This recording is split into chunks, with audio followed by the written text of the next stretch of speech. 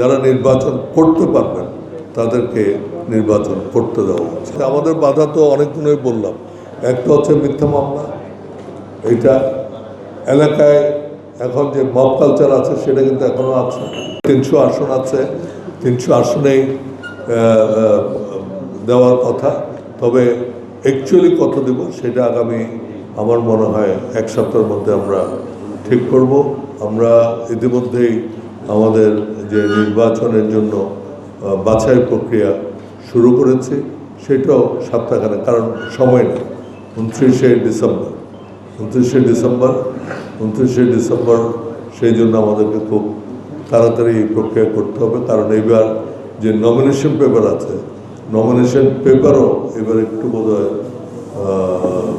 কঠিন হবে। এখানে অনেক তথ্য চেয়েছে, সেই তথ্যগুলো জোগাড় করা যারা প্রার্থী হবে তাদের জন্য কষ্টকর, সুতরাং আমাদেরকে আগেই জানিয়ে দিতে হবে যাতে 29শে ডিসেম্বর তারা সেই মনোনয়ন পত্র জমা দিতে পারে। না, ওইটা ইলেকশন কমিশন তো নিয়ম করেছে, যাদের প্রতীক আছে তারা প্রতীকের আন্ডারেই করতে হবে। আর আমাদের লাঙ্গলের ব্যাপারে হচ্ছে যে আমরা লাঙ্গলটা এখন কোর্টে আছে, আশা করি সামনের একটা শুনানি আশা করছি সামনের সপ্তাহে হবে। এটা হয়ে গেলে আমরা জাতীয় পার্টি থেকে যারা আছে তারা করব। আর যাদের কোনো নাই, প্রতীক নাই, তারা they will have a choice, তারা চুজ করতে পারবে। যে আমাদের এখানে 6টা নিবন্ধিত দল আছে, সুতরাং 6টা, এই 6টা প্লাস আমাদেরটা হয়ে গেলে 7টা হয়ে যাবে, তাহলে সেই 7টার যে কোনো একটা তারা চুজ করতে পারে। না, এটা আমরা চাই যে সকলকে, কারণ আমার কথা হচ্ছে যে দেখেন একটা যেমন আমাদেরকেও বাদ দেওয়ার কথা বলা হয়েছে। সব মশার বিরুদ্ধে সুরক্ষা দিতে এলো বসুন্ধরা এক্সট্রিম অ্যারোসল, মশার বিরুদ্ধে এক্সট্রিম সুরক্ষা। দি ফ্যাক্ট ইজ আমাদেরকেও কি জন্য বাদ দেওয়ার কথা বলেছেন, কিভাবে আমরা তাদের আওয়ামী লীগের সহযোগী হয়ে, আমরা কিন্তু কখনো আওয়ামী লীগের প্রতীক নিয়ে, নৌকা প্রতীক নিয়ে আমরা কখনো নির্বাচনও করিনি। হ্যাঁ, সিট অ্যাডজাস্টমেন্ট করেছি, তো এখন সিট অ্যাডজাস্টমেন্ট মাইনেই আপনার সহযোগী হয়ে যায় না, এবং একজনে একটা অন্যায় করলে সেই অন্যায়ের সাথে আমরাও জড়িত হয়ে যাই না। আর ইনক্লুসিভ বলতে আমার কথা হচ্ছে যে আইনি দৃষ্টিতে যারা নির্বাচন করতে পারবেন তাদেরকে নির্বাচন করতে দেওয়া উচিত।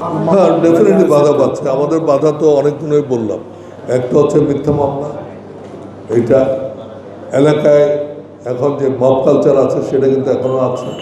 আমি একটা নির্বাচনের একটা আপনাদের সাথে কথা বলার সময় একটা কথা বলেছিলাম যে যদি আইন শৃঙ্খলার পরিবর্তন না হয়, যদি লেভেল প্লেইং ফিল্ড না হয়, তাহলে এবারের নির্বাচনটা হবে মব কালচারের নির্বাচন। এবং ডিসক্রিমিনেশন যেটি ইলেকশন কমিশন করেছেন, ইলেকশন কমিশন এটার ব্যাপারে আমরা বলেছি আমাদের মধ্যে ভাগাভাগি, কিন্তু আপনার প্রত্যেকটা দলকে, যারা রেজিস্টার্ড দল ছিল তাদের সবাই কিন্তু ডাকে, তাদের তো সেই এখতিয়ার নাই। For them everyone is equal, এবং আপনি ইলেকশন না হওয়া পর্যন্ত বলতে পারবেন না যে এই দল জিতবে বা ওই দল জিতবে।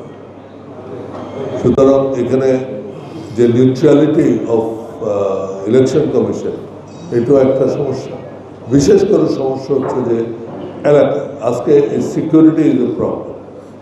এখন প্রত্যেকটা এটা অন্যান্য দলের মতো আছে, আমাদের দলেও বেশি, যে আমাদের নিরাপত্তার ব্যাপারটা একটা বিরাট বাধা হয়ে দাঁড়িয়ে।